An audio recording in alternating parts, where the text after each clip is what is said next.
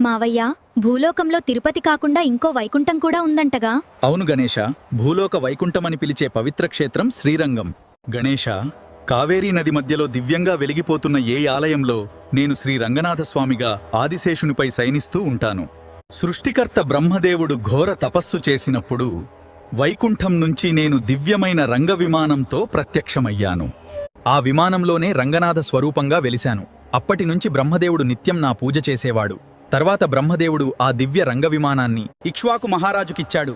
అలా నా రంగనాథ స్వరూపం అయోధ్యలో పూజలందుకుంది.